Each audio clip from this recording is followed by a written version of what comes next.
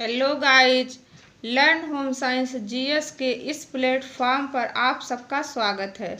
आज हम लोग मानव शरीर क्रिया विज्ञान का महत्वपूर्ण चैप्टर कोशिका का अध्ययन करेंगे। आइए सबसे पहले समझते हैं कोशिका क्या होती है। जैसे किसी मकान को बनाने के लिए ईंट, सीमेंट, मोरंग, बालू आदि की आवश्यकता होती है, लेकिन देखा जाए तो मकान को बनाने में ईंट की सबसे ज़्यादा भूमिका होती है।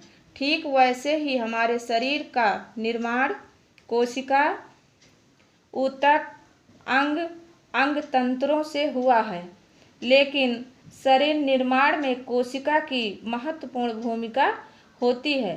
तो आइए हम सबसे पहले कोशिका को समझते हैं।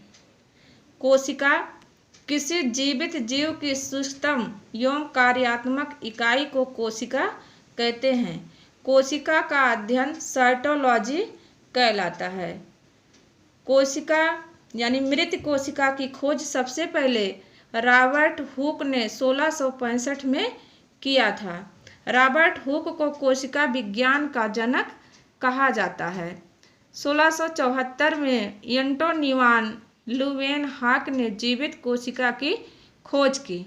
1839 में स्लाइडन एवं स्वान ने कोशिका सिद्धांत दिया।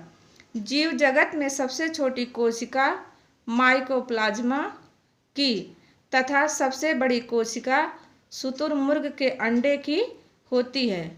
मानव में सबसे छोटी कोशिका पुरुष के शुक्राणु की तथा सबसे बड़ी कोशिका स्त्री के अंडाणु की होती है।